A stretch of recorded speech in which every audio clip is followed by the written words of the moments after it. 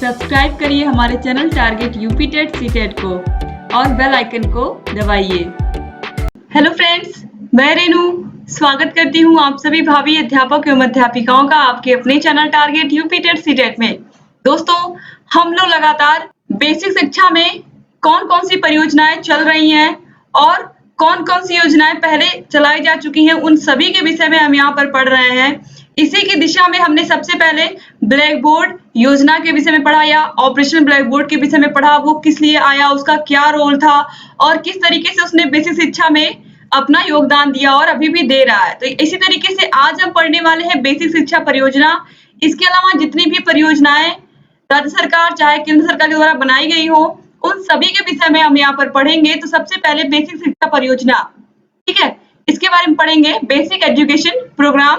अब देखिए, उत्तर प्रदेश शिक्षा परियोजना 5 अक्टूबर 1993 से प्रभावी है। यह परियोजना प्रदेश में बेसिक शिक्षा की सुव्यवस्था हेतु संचालित की गई। इस परियोजना का उद्देश्य विद्यालयों में बच्चों के नामांकन एवं ठहराव में वृद्धि करना तथा उन्हें गुणवत्तापूर्ण शिक्षा उपलब्ध कराना था। यानी कि जो बेसिक शिक्षा परियोजना चलाई गई, ये किस लिए चलाई गई? बच्चों के नामांकन में वृद्धि के लिए, और साथ ही साथ बच्चे केवल और केवल बच्चों का नामांकन, ऐसा ना हो कि वो बच्चे केवल स्कूल में नाम लिखा करके और वो स्कूल में आए ही ना। तो इसके लिए क्या किया गया कि बच्चों का नाम लिखाया जाए और बच्चों को स्कूल में इस तरीके से व्यवस्था की जाए कि बच्चे स्कूल में ठहरे, यानी कि बच्चे स्कूल में रेगुलर आए। और इसके अलावा बच्चों को अच्छे से अच्छा क्वालिटी से युक्त शिक्षा दी जाए, यानी कि यहाँ पर जो शिक्षा की गुणवत्ता हो उससे कोई समझौता ना किया जाए, उनको अच्छे से अच्छी शिक्षा दी जाए। तो दोस्तों, यहाँ पर देखिए, जो बेसिक शिक्षा परियोजना है इसमें सबसे अधिक जोर इसीलिए दिया गया कि बच्चे स्कूल में आए, बच्चे स्कूल में ठहरे और बच्चों को टीचर अच्छे से अच्छी शिक्षा दे। जैसा कि आप सभी लोगों को पता है, आज भी क्वालिटी ऑफ एजुकेशन पर ही आप लोग के उत्तर प्रदेश गवर्नमेंट ने पहले यूपी टेट का एग्जाम कराया, अब उसके बाद क्या कर रहे हैं, सुपर टेट का भी एग्जाम करा रहे हैं, उसके बाद टीचरों की नियुक्ति कर रहे हैं। तो इस तरीके से क्या किया जा रहा है, इस तरीके से एग्जाम लेने का क्या मतलब? एग्जाम लेने का मतलब सिर्फ और सिर्फ इतनी चीज है कि जो भी टीचर यहाँ से जाए वो बिल्कुल बेस्ट टीचर हो, और जो भी शिक्षा वो देंगे, जब वो बेस्ट टीचर रहेंगे तो बच्चों को गुणवत्तापूर्ण शिक्षा भी देंगे। सबसे पहले यह परियोजना 10 जनपदों में संचालित की गई, यानी कि 1995 से 1999 के बीच 10 जनपदों में ये चलाई गई। अब देखिए, कालांतर में यह कुल 17 जनपदों में यह योजना चलाई गई, यानी कि इसके बाद लगभग 17 जनपदों में ये योजना चलाई गई। अब देखिए, इसके उद्देश्य क्या क्या है। बेसिक शिक्षा परियोजना के उद्देश्यों में विद्यालय सुलभ करना, 300 की आबादी पर तथा 1.5 किलोमीटर की दूरी पर विद्यालय खोलना। दोस्तों, आप सभी लोगों को पता है कि प्राइमरी स्कूल जो होते हैं वो लगभग हर 1.5 किलोमीटर पर आपको एक प्राइमरी विद्यालय मिल जाएगा उत्तर प्रदेश में। ये सब इन्हीं योजनाओं की देन है कि देश में प्राइमरी स्कूल हो, चाहे पूर्व माध्यमिक विद्यालय हो, प्राथमिक विद्यालय हो, इन सभी की जो संख्या है वो कहीं ना कहीं इन्हीं परियोजनाओं की देन है। तो आप देखिए, हर 300 की आबादी पर तथा 1.5 किलोमीटर की दूरी पर एक विद्यालय, यानी कि प्राथमिक विद्यालय का होना अनिवार्य है। और इस तरीके से यहाँ पर पूरी कोशिश की गई है कि हर एक बच्चे तक शिक्षा पहुंचे। जब स्कूल बच्चे के घर से करीब होगा तो बच्चा स्कूल निश्चित रूप से जाएगा, ठीक है। अब जब बच्चे के घर के पास ही स्कूल होगा तो उसको किसी साधन की जरूरत तो होगी नहीं, आराम से पैदल ही अपने गांव के स्कूल पर पहुंच जाएगा। तो इसीलिए हर एक 1.5 किलोमीटर पर एक विद्यालय खोला गया। इसके बाद देखिए, नामांकन। सन 2000 तक 6 से 11 आयु वर्ष के बालक बालिकाओं का विद्यालय में नामांकन, यानी कि जब ये योजना बनी थी तो इसमें लक्ष्य रखा गया था कि सन 2000 तक 6 से 11 आयु वर्ष के बालक बालिकाओं का, जितने भी बालक बालिका 6 से 11 वर्ष तक के हैं, उन सभी का विद्यालय में नामांकन हो, यानी कि उन सभी का विद्यालय में एडमिशन हो चुका हो और वो बच्चे पढ़ रहे हों। ये 2000 तक लक्ष्य रखा गया था, सन 2000 तक। अब सतत शिक्षा का क्या मतलब है? इसका मतलब है कि बच्चों की जो शिक्षा है वो कंटिन्यू चलती रहे, वो बीच में ब्रेक ना हो, क्योंकि कभी-कभी क्या होता है, बच्चा कक्षा 2 तक, कक्षा 3 तक पढ़ा, उसके बाद उसे घर में कोई काम आ गया या फिर किसी कारणवश उसका जो उसका स्कूल छुड़वा दिया गया उसके माता-पिता के द्वारा, या फिर उसने स्कूल आना ही बंद कर दिया, उसको स्कूल में रहना या स्कूल में पढ़ना लिखना अच्छा नहीं लगता था, या किसी भी रीज़न से बच्चे ने स्कूल आना बंद कर दिया। तो इस तरीके से क्या हुआ, उसकी शिक्षा बाधित हो गई। तो यहाँ पर जो बेसिक शिक्षा परियोजना है, इसमें इस बात पर विशेष ध्यान दिया गया कि जो बच्चे की शिक्षा है वो सतत रूप से चलती रहे और बच्चे की शिक्षा में किसी प्रकार का कोई ब्रेक ना लगे। आप सभी लोग को पता है कि अगर बच्चे ने 2 साल 3 साल उसने पढ़ा एडमिशन लेने के बाद, उसके बाद उसने फिर 1 साल 1.5 साल गैप कर दिया, तो बहुत सारी चीज़ें जो बच्चा सीखा होता है वो चीज़ें भूल जाती हैं। तो इसलिए बच्चों का कंटिन्यू शिक्षा में बने रहना बहुत ज़रूरी है और किसी भी तरीके से उनकी शिक्षा में ब्रेक ना लगे, यानी कि ऐसा ना हो कि वो स्कूल छोड़ दें, स्कूल आना ही बंद कर दें और फिर उनकी शिक्षा में ब्रेक लग जाए। तो इस तरीके से ऐसा ना हो, इसके लिए भी विशेष ध्यान देने की बात की गई है बेसिक शिक्षा परियोजना में। इसके बाद देखिए, अब इसके कार्य क्या-क्या हैं?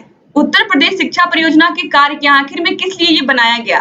तो संस्थागत क्षमता में वृद्धि करना, यानी कि स्कूल में संसाधनों में वृद्धि करना। संसाधन किस तरीके के? संसाधनों की क्षमता में वृद्धि करना। अगर स्कूल में सीट्स हैं, अगर मान लीजिए विद्यालय में केवल 40 बच्चे हैं और सीट बहुत ही कम है उसकी अपेक्षा, तो सीट्स और मंगा देना, यानी कि सीट्स की और व्यवस्था कर देना। बच्चों को किसी प्रकार की कोई समस्या है तो उन समस्याओं को सुलझाना, और अगर बच्चे अधिक हैं तो उसी के अनुसार जो संस्था है, जो विद्यालय है, उसकी क्षमताओं को, उसकी सुविधाओं को भी बढ़ाना, ये बेसिक शिक्षा परियोजना के कार्यों में आता है। इसके बाद है शैक्षिक गुणवत्ता में उन्नयन। ये बहुत ज़रूरी है कि जो शिक्षा की गुणवत्ता है वो दिन-प्रतिदिन टीचर और आगे बढ़ाएँ और आगे ले जाएँ। यानी कि जो शिक्षा है, इसमें जब क्वालिटी रहेगी तभी बच्चे अच्छे से सीख पाएँगे। तो शिक्षा में क्वालिटी का होना बहुत ज़रूरी है, क्योंकि जब तक गुणवत्तापूर्ण शिक्षा नहीं दी जाएगी, तब तक बच्चों का जो माइंड होगा वो क्रिएटिव नहीं बन पाएगा, वो उनकी सोच कल्पनात्मक उतनी अधिक नहीं विकसित हो पाएगी, उनका मानसिक विकास नहीं अच्छे से हो पाएगा। तो एक टीचर को बहुत ज़रूरी है कि वो बच्चों को गुणवत्तापूर्ण शिक्षा दे। जब वो गुणवत्तापूर्ण शिक्षा देगा, तो जब बच्चे को इनपुट अच्छा मिलेगा तो उसका आउटपुट भी डेफिनिटली अच्छा ही होगा। तो इसलिए बहुत ज़रूरी है कि शिक्षा की गुणवत्ता पर विशेष ध्यान दिया जाए। इसीलिए आप लोग देखिए, विभिन्न प्रकार के लगातार कार्यक्रम चलाए जाते हैं। स्कूलों में ट्रेनिंग करवाई जाती है टीचरों की। हर एक 3 महीने पे आप लोग जब जाओगे प्राइमरी स्कूल में टीचर बन के, तो आप देखोगे कि हर 3 महीने पे आपको ट्रेनिंग करवाई जाती है, कुछ ना कुछ डिफरेंट करवाने के लिए। मीना मंच आप सभी लोगों ने नाम सुना है। मीना मंच और बहुत सारी ऐसी चीज़ें होती हैं, लगातार उस ट्रेनिंग में सिखाई जाती है टीचरों को कि वो जा कर के स्कूल में बच्चों को इस तरीके से चीज़ों को सिखाएँ, ताकि बच्चे इन सब चीज़ों को सीख करके और आगे बढ़ें। इसके बाद देखिए, तीसरा है बेसिक शिक्षा तक पहुँच सुनिश्चित करना, यानी कि बच्चों को बेसिक शिक्षा ज़रूर देना। यही सबसे मुख्य कार्य था।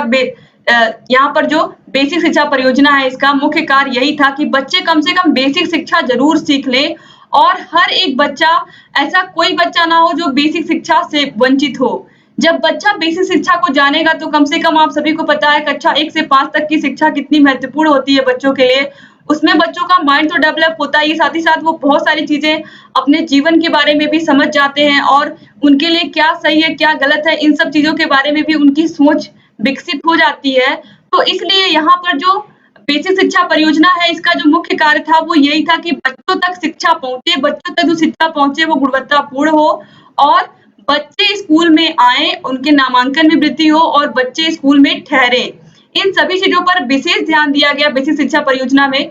तो उम्मीद करती हूँ कि ये सभी चीज़ें आपको समझ में आई होंगी और जो बेसिक शिक्षा परियोजना है, इसके क्या कार्य हैं और इसके क्या-क्या लक्ष्य थे और किस तरीके से इसको उत्तर प्रदेश सरकार ने भी लागू किया। और कहीं न कहीं इन सभी परियोजनाओं का आज परिणाम भी देखने को मिलता है कि बेसिक शिक्षा में भी बहुत ही तीव्र गति से परिवर्तन हो रहा है और कहीं न कहीं धीरे-धीरे हमारी जो बेसिक शिक्षा है, वो भी बदल रही है। और निश्चित रूप से आप जैसे टीचर आएँगे आगे चल कर के भविष्य में, तो और भी अच्छे से जो उत्तर प्रदेश की शिक्षा व्यवस्था, प्राथमिक शिक्षा व्यवस्था है, वो और भी आगे जाएगी और सभी प्रदेशों को वो पीछे छोड़ते हुए सबसे आगे अपना स्थान बनाएगी। इसमें कोई शक नहीं है।